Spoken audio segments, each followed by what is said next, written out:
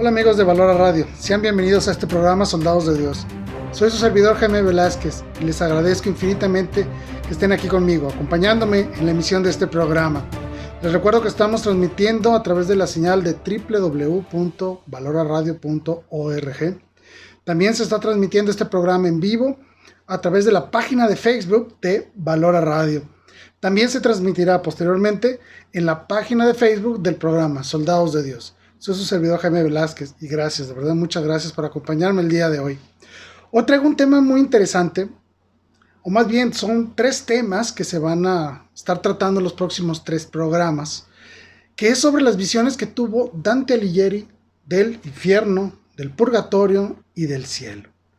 Es un recorrido apasionante por este libro, en donde podemos encontrar a través de 100 cantos, de 100 partes del libro, por decirlo así, todo un tratado escatológico lleno de filosofía, de historia, de geografía, de acontecimientos históricos que motivaban a Dante Alighieri a hacer un análisis moral, religioso, teológico incluso, de muchos de los acontecimientos de su época en la que él le tocó vivir.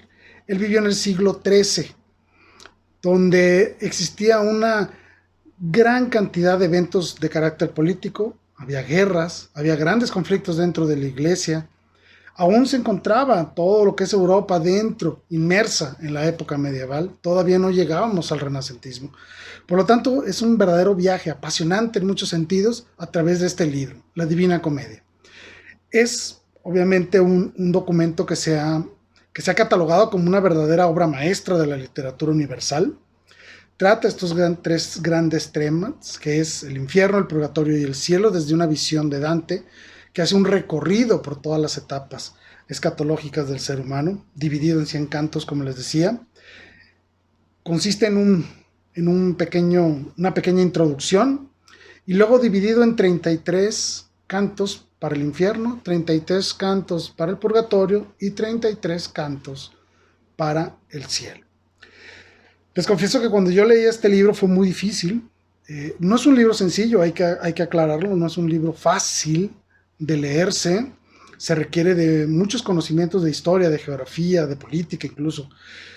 Pero afortunadamente las nuevas versiones de este libro contienen como parte integral del documento una serie de notas en las partes de abajo de las páginas donde uno puede irse enterando de lo que Dante nos quiere decir cuando menciona algún personaje, o menciona algún río, o alguna región, o algún reino, o incluso cuando nos menciona algún evento como una batalla, como una traición, etc.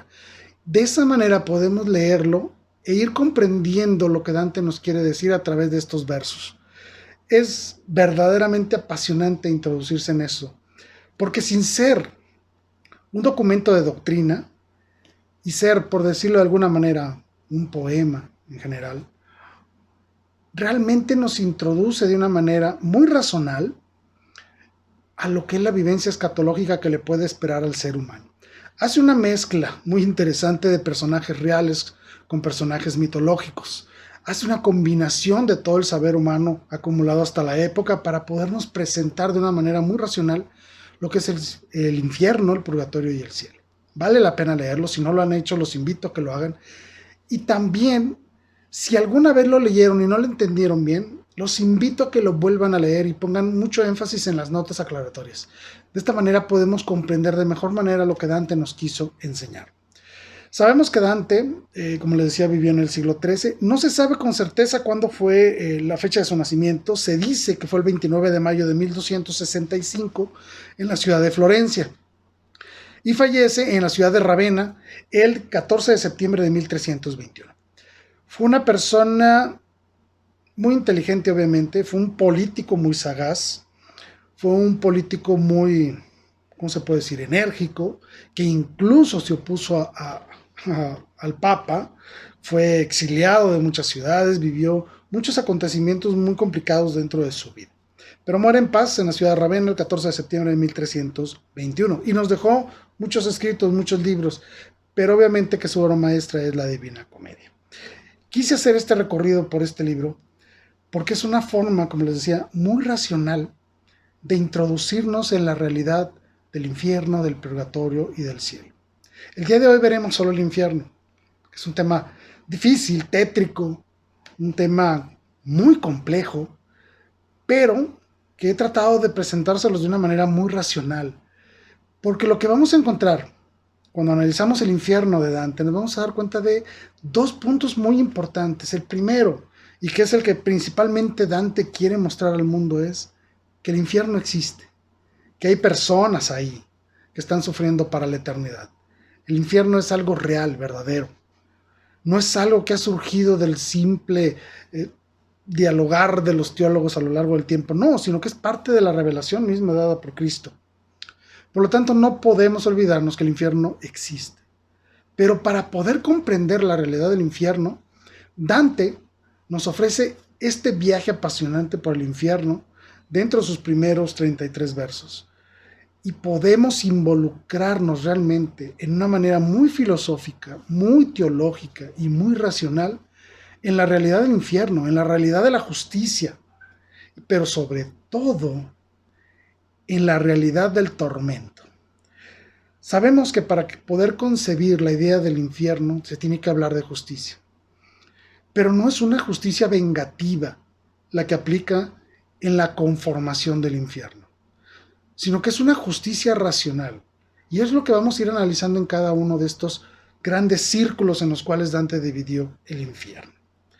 En su recorrido hace uso de ciertos personajes de la historia y en especial cuando llega al cielo de un personaje que creemos, se piensa, de quien Dante estaba enamorado, de Beatriz, personaje real de la historia italiana de su época, una persona que fallece joven, y que por eso él encuentra en el cielo y le da el recorrido final. Pero hoy veremos el infierno, que es el tema para mí, en lo personal, más complejo, más lleno de simbolismos, que verdaderamente nos pone a pensar en la tragedia del pecado y en la tragedia humana. Por favor, acompáñenme. Este recorrido va a ser muy interesante, muy hermoso, lleno de grandes eventos que suceden en estos círculos y que más que darnos miedo, lo que nos tiene que dar es la certeza de la realidad del infierno, pero también la certeza que tenemos de vivir la salvación dada por Cristo. No debemos tenerle miedo al infierno como tal. Lo que debe darnos miedo es ofender a Dios y que sea nuestra decisión irnos al infierno. Ese es el punto fundamental de la teología que se trata de manejar en este documento. Darnos cuenta de la realidad del infierno. Darnos cuenta de la realidad de tu culpa, de mi culpa. Es decir, de que somos nosotros quienes merecemos irnos al infierno a causa de nuestros pecados. Y que debemos de crear un verdadero cambio en nuestras vidas si queremos evitar caer en uno de estos círculos infernales. Acompáñame, por favor, a analizar este documento. Antes de entrar de lleno al comentar todas estas etapas del infierno que nos redactó Dante, les recuerdo que Valora Radio necesita de su ayuda, necesita de su caridad, necesitamos de sus aportaciones. Y para poderlo conseguir, Facebook nos ha dado la oportunidad de acumular estrellitas. Estas estrellitas que ustedes pueden ver en los programas que se transmiten a través de Valora, es la manera en la que ustedes pueden aportar un poco de ayuda económica al canal para poder seguir en este santo servicio. Les pedimos que nos den estrellitas, que de esa manera podamos financiar esta labor. Gracias de antemano por toda su caridad. Pues bien, antes de entrar al infierno, Dante visualizó un vestíbulo, como una pequeña entrada. Y él redacta de una manera muy interesante cómo él se encuentra en este como bosque, como está una selva oscura donde él está perdido. No encuentra la senda verdadera, es decir, no encuentra el camino de la salvación. Y es asediado por tres grandes bestias. Él se encuentra ante estas tres fieras que le impiden el camino. De alguna manera él quería mostrar cuáles eran los tres grandes pecados que a él mismo, en su persona, no le permitían encontrar la senda verdadera. Estas tres fieras, el león, el leopardo y la loba, se podrían decir que era la lujuria, la codicia y la soberbia. Podemos pensar que eran los pecados en los que él mismo se estaba culpando y no le permitían ver. Pero sabiendo él que se está haciendo daño, desea en un momento dado querer avanzar, querer conocer más la verdad.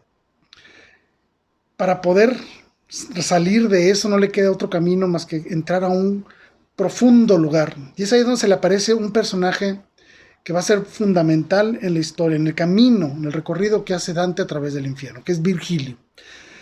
Virgilio es en realidad un poeta romano, fue autor de muchos libros, entre ellos los más famosos son los llamados Eneida, las Bucólicas y las Geórgicas.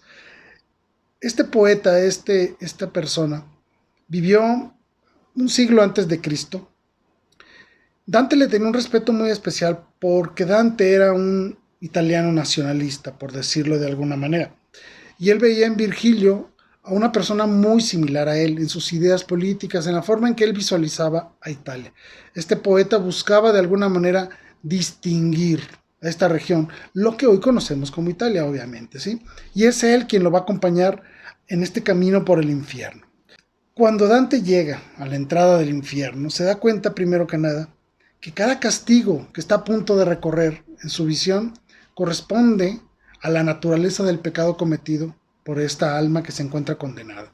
Y habla de una justicia poética, que es lo más interesante, porque vemos entonces que a través de la poesía nos muestra el castigo, pero también nos hace ver la justicia de una manera similar. Ningún castigo es excesivo, es decir, todos y cada uno de ellos corresponden realmente al pecado cometido. Por lo tanto, hablamos de verdadera justicia, no justicia de venganza, sino una verdadera justicia racional. Cuando Dante entra al infierno, ve un letrero que está justo a las puertas del infierno y dice lo siguiente, se los voy a leer. Dice, es por mí que se va a la ciudad del llanto. Es por mí que se va al dolor eterno y al lugar donde sufre la raza condenada. Yo fui creado por el poder divino, la suprema sabiduría y el primer amor, y no hubo nada que existiera antes que yo. Abandona la esperanza si entras aquí. Así es como estaba etiquetada la puerta del infierno. En este vestíbulo que él entra al infierno, el primer círculo, por decirlo así, más bien no tanto como un círculo, sino justo antes de los círculos del infierno, encuentra muchas almas. Y esas almas son las personas que jamás se comprometieron con nada. Personas que no fueron ni buenas ni malas, simplemente almas que nunca pudieron de ninguna manera comprometerse con algo. Su castigo aquí es el de perseguir eternamente una bandera, un estandarte blanco. Es decir, un estandarte vacío. No persiguen nada en específico, simplemente corretean un estandarte vacío. Pero lo más interesante es de que no lo buscan, no van tras ese estandarte movidos por la voluntad. No, al contrario, ellos se distinguieron por no tener voluntad para decidir nunca nada, para afrontar nunca nada. Lo hacen porque son picoteados por abejas y por avispas. Por lo tanto, huyendo de las abejas y de estas avispas, corren tras este estandarte. Sus lágrimas y la sangre que brota de estas heridas alimenta gusanos que están gusanos y otros insectos que están en el suelo, se nutren de ellos. Y este castigo tiene mucha lógica, ¿por qué? Porque se debe a que estas personas en vida jamás abanderaron ninguna causa. Ahora deben correr tras un estandarte vacío, no por motivación propia, sino presionados por el dolor que les causan las picaduras de las abejas y de las avispas. Cruzando este pequeño vestíbulo, se llega a un río. Y en este río, que se llama el río Aqueronte, tanto Dante como Virgilio le piden a Caronte, que es el barquero, el que los puede hacer cruzar este río, le piden que los lleve, pero Caronte les dice que no, porque Dante no pertenece al mundo de los muertos, Dante aún está vivo. Y es cuando Virgilio le dice, así tiene que ser, porque así lo ha dispuesto aquel que es la autoridad suprema, es decir, por orden de Dios. Si nosotros recordamos un poco sobre la mitología griega, veremos que Caronte es el barquero, y para poder cruzar el río, este río de las almas que han muerto, se necesitaba un pago. Si ustedes han visto en las películas, muchas veces cuando alguien fallecía, le colocaban 2 monedas en los ojos. De esta manera, ellos podían pagar este traslado del mundo de los vivos hacia el mundo de los muertos en la barca de Caronte. Llegando al infierno, Dante ve 9 círculos, son concéntricos. Y cada uno están de una manera progresiva hacia el fondo, como un cono enorme hacia el fondo, según la gravedad del pecado cometido. Obviamente que en el fondo está Satanás, lo sabemos, y Dante así lo ejemplifica. Pero primero nos describe el primer gran círculo, ¿sí? Un círculo enorme. En este primer círculo se encuentran los no bautizados y los paganos virtuosos, es decir, aquellos que no eran grandes pecadores, ¿sí? Pero que tampoco tuvieron la oportunidad de conocer a Cristo y si lo conocieron no pudieron adherirse a Él por cualquier motivo, ¿sí? No son necesariamente atormentados como tal, pero sí están condenados a desear de alguna manera estar con Dios y no poderlo lograr, ¿sí? Están sin esperanza total de reconciliarse con Él. Es como un lugar neutral, lo que nosotros en algún momento dado conocimos como el limbo. Y esta gente está eternamente deseando tener algo que no pueden tener nunca. Luego, los círculos que siguen corresponden básicamente a los pecados capitales. El segundo círculo es uno de los pecados más abundantes, tal vez no el más grave, pero sí el más común, aquel que aprisiona y esclaviza de una manera muy especial. El segundo círculo es el círculo de la lujuria. Dante ve ahí a los malhechores carnales, aquellos que se dejaron guiar por sus apetitos sexuales, nada más, que toda su vida la vivieron en base a estos apetitos. Estas almas están condenadas a ser movidas por un remolino que los azota contra las paredes, contra el piso, los agita, los hace chocar entre ellos sin descanso. De la misma forma en la que ellos se dejaron llevar por las pasiones, ahora son arrastrados por un torbellino eterno, donde ellos ya no pueden controlar hacia dónde van. Simplemente son atormentados por esto, azotados unos a otros contra las paredes, contra el piso.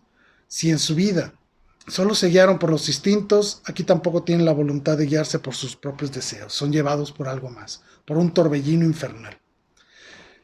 En el tercer círculo están aquellos que pecaron de gula, aquellos que no podían controlar la comida ni la bebida.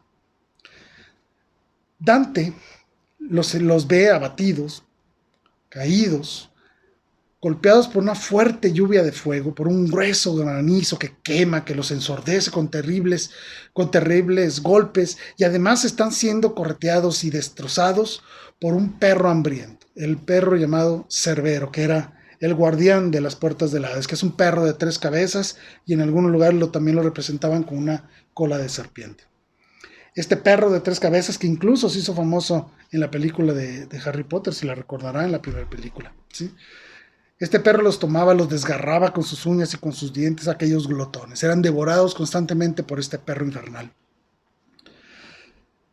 Si se dan cuenta, poco a poco los círculos se van volviendo más y más severos en sus castigos. Más y más severos donde van avanzando. En el cuarto círculo encuentra a los avaros. Es decir, aquellos que no supieron actuar de una manera recta y moral para con los bienes materiales, que no sabían tener una medida adecuada de las cosas. Pero aquí están están encarcelados los que son avaros, es decir, los que retenían mucha riqueza, pero también están los pródigos, es decir, aquellos que derrochaban los bienes materiales. Ambos están en este círculo. Y ambos giran en círculos, en un movimiento contrario uno al otro, por lo que constantemente chocan entre sí y unos a otros a través de blasfemias y ofensas terribles y un odio terrible, se reprochan uno al otro: ¿por qué acumulaste tanta riqueza? Y otros le reclaman: ¿por qué derrochaste tanta riqueza? Su castigo es empujar grandes pesos a lo largo de este círculo, es decir, ese amor por los bienes. Ahora lo traen cargando en pesados, unas cargas pesadas que tienen que arrastrar. Y lo más terrible es la injuria que se dan unos contra otros. No se soportan, no se pueden ver, se odian, se detestan. Recordemos que una de las características principales del infierno es la carencia total del amor. Por lo tanto, todos los que están ahí se odian mutuamente.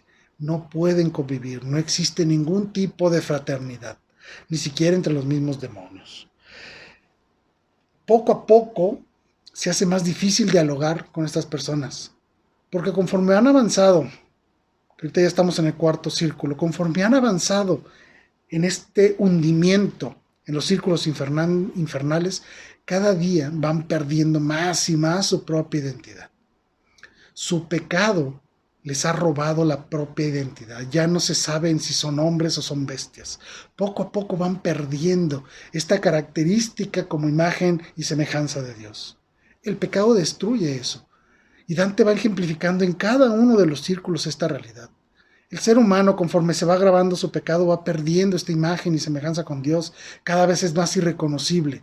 Cada vez es más difícil saber quién es esa persona. Cada vez es más difícil dialogar con ella. Entablar un diálogo, y no se diga respetuoso, sino un diálogo, aunque sea cordial por lo menos, es imposible ya en estos niveles. Estas personas están tan vacíos de Dios que no pueden bajo ninguna circunstancia mostrar ni siquiera un mínimo acto de bondad. Dante lo sabe. Y sabe que estos diálogos que poco a poco pudo tener con algunos de los condenados van orientados por la gracia divina, por una acción especial de Dios, no por la naturaleza de los condenados. Estos avaros y estos pródigos están tan absortos en su actividad de ir cargando estos pesos que ya no tienen individualidad, ya se convierten en algo irreconocible prácticamente. Dante ya empieza a colocar una gran cantidad de personajes en estos círculos. Personajes difíciles de conocer porque eran del contexto histórico del mismo Dante. Muchos de ellos son personajes mitológicos, muchos de ellos son personajes bíblicos. Incluso coloca papas, coloca a sacerdotes, a religiosos, coloca una gran variedad de personas. Es aquí donde las notas, cuando nosotros leemos la Divina Comedia, nos permiten conocer un poco más lo que Dante nos está tratando de explicar cuando nos dice que fulana persona está en tal círculo del infierno. Cuando recorrimos a la nota podemos conocer qué persona es, por qué Dante lo coloca en esa situación. Nos habla de muchos ríos, de valles, de fangos, y hace muchas similitudes con muchos lugares y muchos acontecimientos de la historia. Las notas son muy importantes para poder comprender y darle un correcto entendimiento a lo que Dante está visualizando a las personas y cómo traslada esta visión de su propio contexto natural y lo coloca dentro de los círculos del infierno. Llegamos al quinto círculo. Este es un círculo terrible. Dante lo describe de una manera atroz, de verdad, muy, muy fuerte, de una manera exageradamente, ¿cómo se podría decir?, perturbadora para muchos de nosotros. En este quinto círculo están los condenados de la ira y de la pereza. Es decir, aquellos que son diametralmente opuestos. La ira te provoca una explosión de emociones y la pereza es todo lo contrario, la supresión total de toda tu voluntad por la comodidad. Y todos están colocados en este mismo círculo, en el quinto círculo. Las almas de los violentos, de los que actuaron con ira, están encenegados en una pantanosa laguna que se llama Estigia, ¿sí? Y estas personas están, como su pecado fue la ira, están rabiosas, están verdaderamente iracundas. Se golpean entre ellas, se despedazan a mordiscos, es decir, ellos viven en su condena el mismo pecado que los ha condenado. Y entre ellos se detestan, se odian, se destruyen. Ya no hay identidades, ya solo ves masas de cuerpos encenegados, es decir, en una ciénaga, en un pantano de ira, de sangre, de podredumbre humana, peleándose y mordiéndose unos a otros. Están verdaderamente viviendo la total violencia entre ellos y cada uno. No existe bajo ninguna circunstancia ningún acto de cariño, de ternura, nada. Aquí es verdaderamente la ira desenfrenada de unos contra otros, custodiados por demonios. Los perezosos, en cambio, están por debajo de la laguna, están hundidos en el lodo, no se pueden siquiera mover. Los de la ira los pisotean dentro del mismo fango, del fango de la ira que se ha producido. Están los perezosos, los que nunca quisieron hacer nada, pues aquí tampoco lo pueden hacer. Están sometidos a esa podredumbre humana que provocan los iracundos.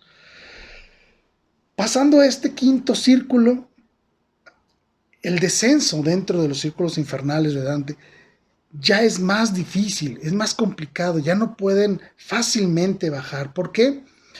Porque si analizamos estos primeros círculos veremos que se trata de pecados de pasión, ¿sí?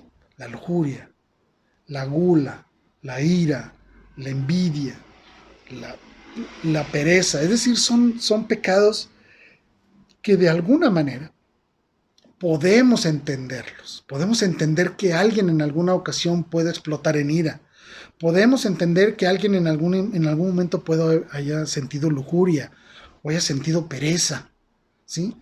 Se podría decir que son pecados muy propios de una naturaleza caída del ser humano, en el cual estamos sujetos a la concupiscencia, a nuestras pasiones, y por eso se entienden estos círculos. Pero de aquí en adelante vienen pecados muchísimo más graves que los pecados capitales. Por lo tanto, para Dante y para Virgilio, que están haciendo este recorrido, es muy complicado, muy difícil poder seguir avanzando. Hemos llegado a la entrada del sexto círculo. Este sexto círculo en adelante ya están dentro de otra ciudad, dentro de este cono concéntrico de círculos infernales. Hay una ciudad interna que Dante la bautiza como Dite, ¿sí? Y aquí tiene que ver mucho los pecadores activos, es decir, aquellos que abrazaron verdaderamente el pecado.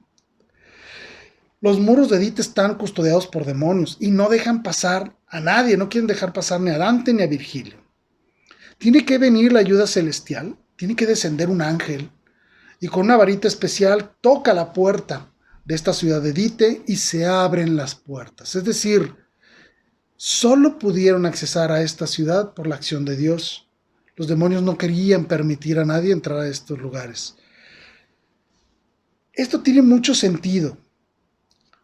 Conociendo ya hemos avanzado 5 círculos, obviamente en la lectura de Dante ya han pasado muchos cantos. Y vamos entendiendo cómo Dante, a pesar de estas acciones infernales que estamos viviendo, aún sigue él perseverando en este viaje gracias a la misericordia divina, gracias a la providencia divina que le permite avanzar. Le permitió avanzar primero cuando quiso cruzar el río y Caronte no lo permitía pasar, este río de las almas, este río de la muerte. Ahora no podía pasar a la ciudad de Dite para entrar al sexto círculo.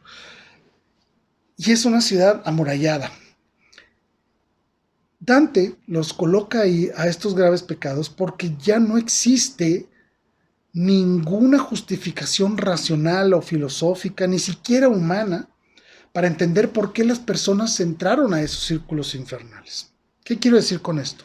Los primeros 5 círculos eran pecados pasionales, pecados muy de la carne, por decirlo de alguna manera, pero a partir de ahora no. Son pecados que no tienen ningún sentido de ser ni en la carne ni en la razón. Son personas que verdaderamente, de una manera activa, abrazaron el pecado por un acto enorme de soberbia, de ignorancia. No lo podemos saber. Pero sí podemos comprender entonces que la gravedad de los pecados se van haciendo ahora de la propia voluntad del ser humano, ya no tanto de las pasiones como eran los círculos anteriores, sino que ahora es mi propio deseo, mi propia voluntad, por la cual yo estoy empecinado en este pecado que es verdaderamente ilógico, irracional, que no tiene ningún sentido de ser para una persona con algo de sentido común. Pero son pecados muy vigentes, y que Dante les resguarda en los peores lugares del infierno.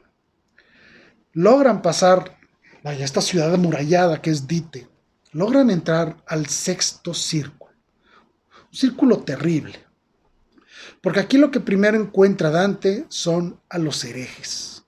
La herejía es uno de los pecados más irracionales que existen. Si nosotros tenemos la revelación divina, si nosotros tenemos el magisterio de la iglesia, si nosotros tenemos la asistencia del Espíritu Santo, la acción de la gracia habitual y de la gracia actual, si nosotros tenemos todo esto, tenemos los sacramentos, tenemos los evangelios, tenemos la celebración sacramental en todos y en todo su esplendor dentro de la iglesia, tenemos las enseñanzas de los grandes santos, tenemos todo este acervo teológico acumulado durante casi 2000 años. ¿Cómo es posible que alguien sea incapaz de reconocer la verdad?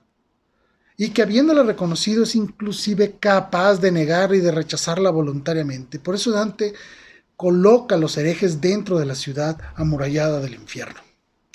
Aquí los herejes están condenados a yacer, es decir, estar inmóviles, incapaces de moverse, ya no hay voluntad, ya no hay raciocinio total, están en unos sepulcros, por decirlo, en ataúdes ardientes, pero destapados, ¿sí? Destapados hacia arriba, como si los herejes pudieran ver hacia arriba tratando de visualizar nuevamente la verdad.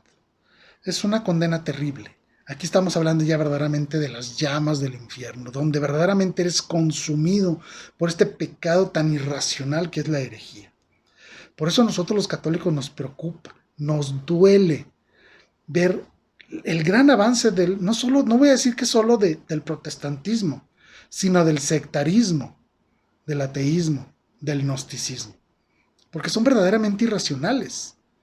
No existe ninguna fe que verdaderamente se adhiera por completo a la razón si no es el catolicismo. No lo existe. Todas y cada una de las sectas tuvieron que adherirse a un principio irracional para poder subsistir. Voy a poner un ejemplo muy sencillo. La sola escritura. Cuando estas personas, las sectas y las iglesias protestantes, se adherieron a esta doctrina que es completamente irracional, de querer sujetar y someter toda la enseñanza divina solo a lo que está escrito en la Biblia, fue completamente irracional. Negaron la acción del Espíritu Santo. Básicamente lo que están diciendo es que el Espíritu Santo solo actuó en aquellos que escribieron las Sagradas Escrituras. Reduce por completo, simplifica la obra grandiosa y enorme de Dios solo a lo que está escrito en la Biblia. Es completamente irracional. Rechaza por completo la acción apostólica. Rechaza por completo la acción de los grandes obispos y grandes padres de la iglesia que durante 4 siglos no tuvieron Biblia. Así como lo oyen. Recordemos que la Biblia nace como tal hasta finales del siglo IV, principios del siglo V, cuando la iglesia dice, esto va a ser algo llamado Biblia. Para nosotros, esta es palabra de Dios. Fue hasta el siglo V. Y ellos rechazan por completo eso. Por lo tanto, la herejía, el no quererse adherir a la verdad, es un verdadero acto irracional. Y estos sepulcros ejemplifican la muerte de tu fe, la muerte total de tu persona por seguir algo falso. Por eso estás en un sepulcro que está ardiendo en llamas, inmerso en las llamas. Ese es el sexto círculo, donde Dante coloca a aquellos que de manera irracional rechazaron la verdadera fe. No seas como ellos. Adhiérete a la iglesia. A lo mejor no entenderás alguna de sus propuestas, a lo mejor no entenderás alguno de los grandes principios de la iglesia, tal vez no los entiendas, pero eso no te justifica que los rechaces. Al contrario, lo que tienes que hacer es abrazarlos, crear un movimiento de adhesión a la fe e investigar, conocer por qué la iglesia dice algo. ¿De acuerdo? No caigas en la herejía. Mantente fiel al magisterio de la iglesia. Fuera de la iglesia no hay salvación. No existe. Por lo tanto, hay que permanecer fieles a la iglesia, aunque a veces podamos pensar que alguna doctrina o alguna enseñanza no la podamos entender. Simplemente es cuestión de estudiarla y conocerla. Llegamos al séptimo círculo. En uno de los círculos anteriores estaban los condenados por la ira. Aquí en el séptimo círculo no están aquellos que actuaron en un momento dado movidos por un acto de ira. Aquí en el séptimo círculo están los violentos, es decir, aquellos que ya ni siquiera necesitaban de la ira para actuar de manera violenta. Es decir, aquí están los despiadados totalmente. Como hay diferentes formas de vivir la violencia, que es donde coloca aquí en el séptimo círculo Dante a los violentos, este séptimo círculo está dividido en 3 pequeños anillos internos. Es decir, el séptimo círculo tiene 3 divisiones. 3 pequeños anillos, por decirlo de alguna manera. En el anillo exterior están aquellos que se dejaron llevar por la violencia, no solo por la ira, es decir, no personas que explotaron por un coraje e hicieron un pecado, no. Aquí hablo de los que actuaban con violencia de manera genérica, de manera general. Voy a poner un ejemplo, ¿no? Un asesino, ¿sí? Un asesino en serie, un pirata, es decir, alguien que vivía de la violencia, que era violento en sí mismo, sin necesidad siquiera ya de la ira misma, ¿sí? Estos violentos están sumergidos en un río de sangre hirviendo. Dante lo bautiza como Flegetonte, así se llama este río, y ahí están ardiendo, movidos violentamente en este río hirviendo, en este río ardiente de sangre, de la sangre que ellos mismos han derramado. Ya no tienen voluntad, obviamente, pero sí siguen viviendo nuevamente la violencia que los ha condenado. Violentos entre ellos, violentos en su entorno, todo lo que los rodea en este primer anillo del séptimo círculo es violencia. No existe otra cosa, pura violencia. En el segundo anillo, en el anillo del medio, dentro del gran círculo número 7, están los suicidas.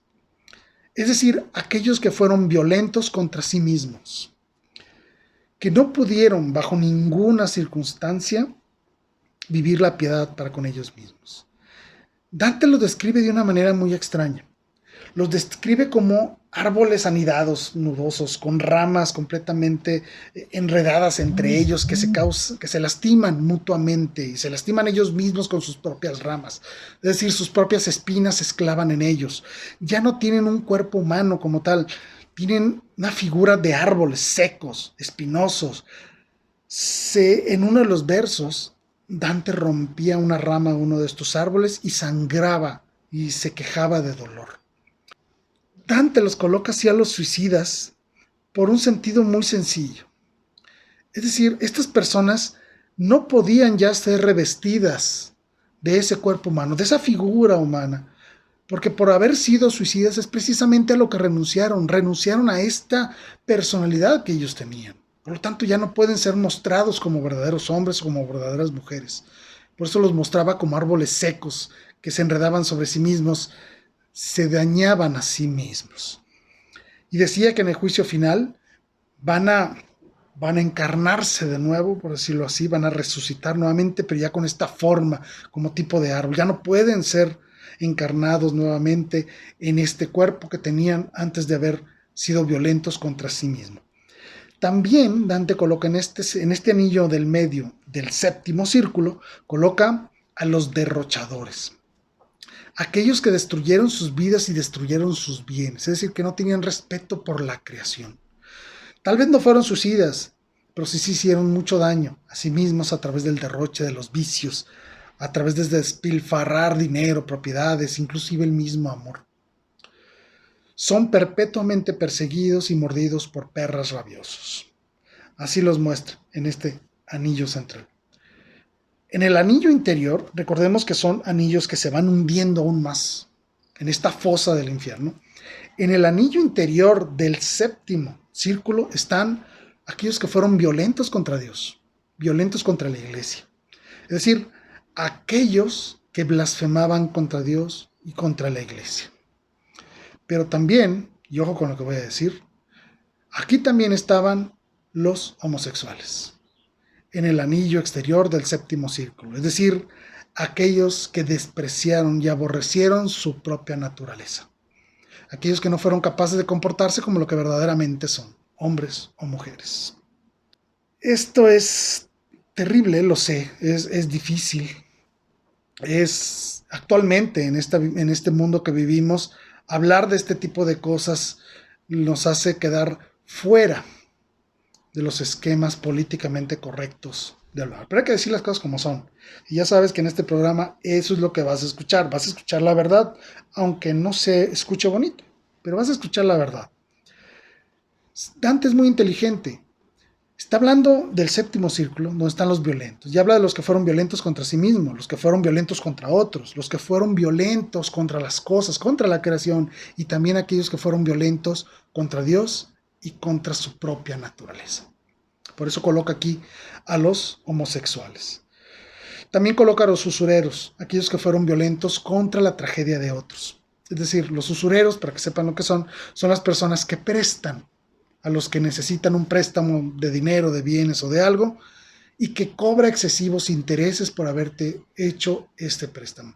Aquí en nuestra sociedad se les conoce también como agiotistas, aquellos que prestan con un interés muy alto. Obviamente ellos están condenados a este sello, a este anillo interior, del séptimo círculo. Y son fuertemente violentados, están viviendo en un desierto en llamas, así como lo oyen. En un desierto que está encendido, donde la arena está prácticamente en llamas. Unos están acostados, otros están sentados, otros están sumergidos en la arena ardiente. Están sufriendo terribles, terribles penas. Además son azotados por demonios, etc. Este fue el séptimo círculo, un círculo terrible, terrible. Y, perdón que lo insista, pero vale la pena decirlo, en nuestro contexto actual de vida, existe mucho, mucho de los pecados que llevan a este séptimo círculo. No hablo solo del primer círculo, aquellos que se dejan llevar por la lujuria, sino que ya estamos hablando de personas que ya verdaderamente hacen de su vida la promiscuidad. Ya no solo que actuaron en algún momento por lujuria, sino que ya lo hacen de manera recurrente. Una forma de vida promiscua, sumergida, inmersa en la vivencia de los placeres y de los vicios, totalmente desordenados. Esa es la sociedad actual. Hicimos un programa hablando claramente de cómo el mundo está podrido. Y no solo hablábamos de la cultura de la muerte, sino también hablábamos de este hedonismo, de esta necesidad exagerada de la persona por buscar placer al precio que sea, como sea, con quien sea, a costa de lo que sea. Ahí los coloca Dante, en un círculo terrible, un círculo de un desierto totalmente en llamas, asediados por bestias, asediados por demonios. Terrible el séptimo círculo. Pero no es el más terrible, aún hay otro mucho, mucho más fuerte, que es el octavo círculo, que es verdaderamente difícil de explicarlo porque es mucho más complejo conforme vamos avanzando. Bien, en este octavo círculo se encuentran aquellos que cometieron un fraude, es decir, aquellos que dañaron a aquellos que les han confiado algo. Es decir, es uno de los círculos más profundos, que incluso en los relatos de Dante y Virgilio necesitaron de una bestia alada para poder llegar a este octavo círculo. Este octavo círculo se divide en 10 grandes fosas, porque hay diferentes formas de fraude, hay diferentes formas de engaño, de vivir la mentira. Básicamente es lo que quiere decir Dante, los más mentirosos, aquellos que hacían de su vida una mentira. Estas 10 zonas o estos 10 fosas, por decirlo así, las divide según el diferente tipo de pecados.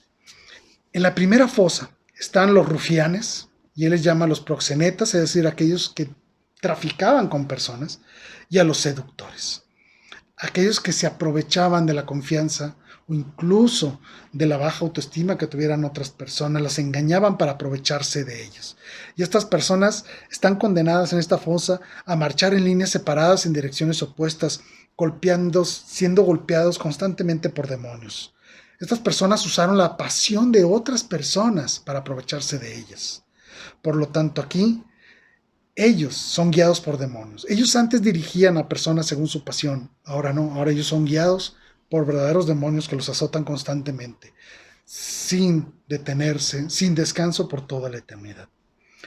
En la segunda fosa están los aduladores, aquellos que te adulaban, aquellos que hacían uso de la palabra para engañarte, para engatusarte, para aprovecharse de ti. Estos son descritos con un lenguaje muy bajo y muy vulgar dentro de los mismos poemas de Dante, y están inmersos en excrementos humanos. Están en un fango, pues eso, de excremento humano, ¿sí?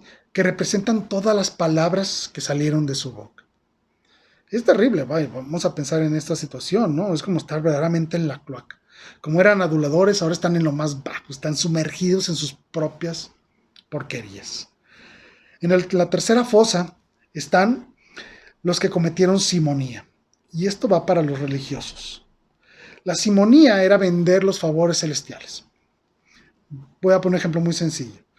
Aquel sacerdote, por ejemplo, que te cobró una cantidad excesiva de dinero para bautizar a tu hijo, o que te quiso cobrar por una confesión, o que quiso sacar provecho de ti para que tú pudieras ofrecerle una misa, o sabrá Dios. Es decir, la acción sacerdotal le ponía un precio. Ese era el pecado de simonía, muy condenado por la iglesia, extremadamente condenado a lo largo de la historia. Actualmente la iglesia cobra dinero por algunas acciones propias de la iglesia. Obviamente necesita mantenerse de algo.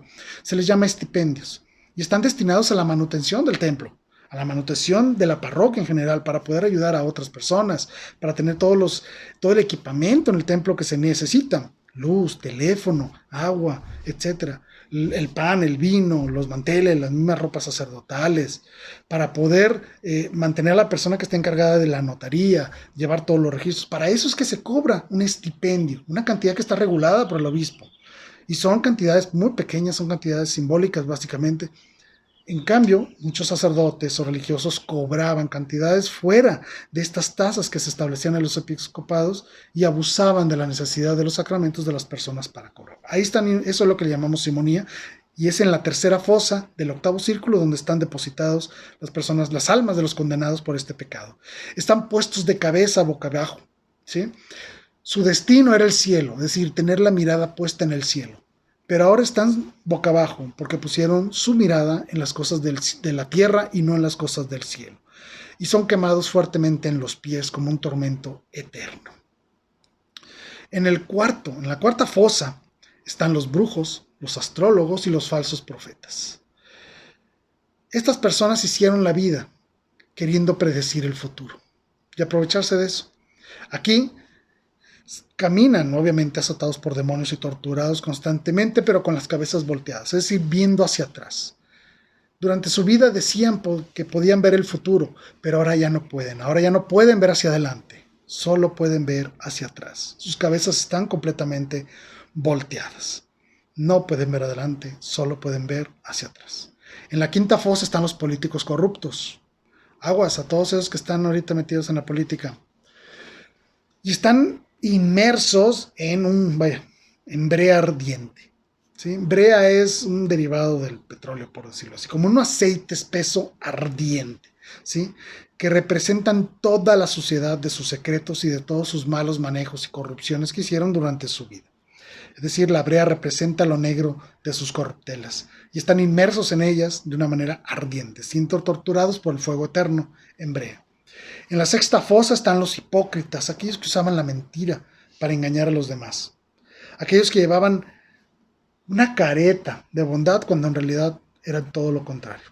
Aquí van vestidos con unas aparentes capas doradas, pero en realidad son capas pesadísimas de plomo que los están aprisionando más y más y más.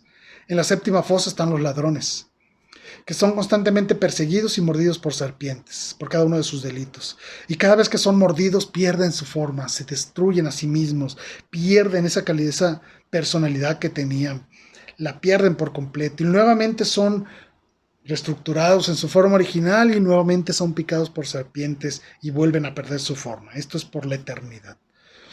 En la octava fosa están los consejeros fraudulentos, aquellos que aconsejaron para el mal y andan revestidos como de una capa, es una llama que los abraza constantemente, el consejo mal dado. En el novena fosa están los cizañeros, aquellos que buscaban la división. Y aquí los condenados son divididos en su persona por espadas ardientes de demonios. Los dividen, los destazan y se vuelven a unir para ser nuevamente destazados eternamente. Causaron división, entonces son eternamente divididos una y otra vez. Y llegamos nuevamente a la décima fosa. Aquí están los falsificadores. Aquellos que falsificaban dinero, títulos, aquellos que falsificaban títulos nobiliarios incluso, ¿sí? Y son azotados por distintas y diferentes enfermedades grotescas, es decir, como la lepra, por ejemplo, como la peste, y están constantemente enfermos, constantemente perdiendo su figura humana en base a estas enfermedades. Este fue el octavo círculo. Terrible, ¿verdad? Y hemos llegado al último, el peor de todos, el noveno círculo. Aquí están los traidores, aquellos que traicionaron a aquel que les había dado la confianza, y principalmente la confianza en Dios. Lejos de pensar que en este último círculo es donde deberían estar las llamas más fuertes, las llamas más ardientes, todo lo contrario. Dante lo visualiza como un gran lago de hielo, así como lo oyen, hielo. Es un hielo de esos hielos que queman, no sé si alguna vez se han quemado con lo frío. Es un verdadero frío espantoso, helado completamente. Y cada vez que Satanás agita sus alas, queriendo escapar de este lago donde está el congelado, se enfría más y más. Aquí están castigados los traidores. Por ejemplo, ahí coloca Dante a Caín. Ahí lo coloca porque traicionó a su hermano Abel. Y este hielo simboliza la falta del amor. ¿Por qué? Porque como son traidores, tenían un corazón frío, una mente fría, una sangre verdaderamente fría para cometer los actos que cometieron, los actos más viles de traición. Y eso incluye a Satanás, que está medio congelado en este lago, no puede escapar de él, agita sus alas queriendo escapar, lo único que provoca es que el frío se expanda más y más y más. Y los que están ahí están inmersos en este lago helado donde ni siquiera pueden moverse, están aprisionados en la frialdad de sus propios corazones. Aquí es el hielo porque no existe para nada ese calor, ese fuego del amor divino. Satanás es mostrado con 3 grandes cabezas. Estas tres grandes cabezas es una forma analógica de mostrar la divina Trinidad, pero aquí es la divina antitrinidad, por decirlo así. Es una satánica antitrinidad. Así como Dios lo sabe todo, así como Dios lo perdona todo y así como Dios ama intensamente, estas tres características son contrarias en Satanás. Satanás vive en la perpetua duda, en la perpetua ignorancia, porque jamás pudo acercarse al conocimiento de lo divino. Vive la eterna rabia, contrario al amor de Dios, y vive el eterno odio, contrario a esa misericordia divina. Y es en estas tres cabezas están los tres grandes traidores de la historia para Dante. En la cabeza central está Judas, que traicionó a Cristo. Y en las otras dos cabezas están Bruto y están también Cayo Casio. Bruto y Cayo Casio traicionaron a Julio César, aquel que según Dante debía mantener unido a Italia, a lo que es Italia en aquel tiempo, como lo visualizaba Dante, ¿sí? Y obviamente Satanás ahí, con los demonios más cercanos a él, también congelados en este lago, inmerso donde no se pueden mover ni actuar. Estos son los círculos del infierno. Aquí terminan. En el siguiente programa hablaremos de los círculos del purgatorio. Va a ser un viaje muy diferente, con características muy distintas. Recuerden lo que decía la entrada del infierno. Si entras aquí, pierde todas esperanzas. En el purgatorio es todo lo contrario. Lo primero que vives en el purgatorio es la esperanza. ¿Sí? Con esto termino el programa de hoy. Espero les haya gustado este recorrido muy rápido, muy sencillo por los círculos infernales que relató Dante en la Divina Comedia.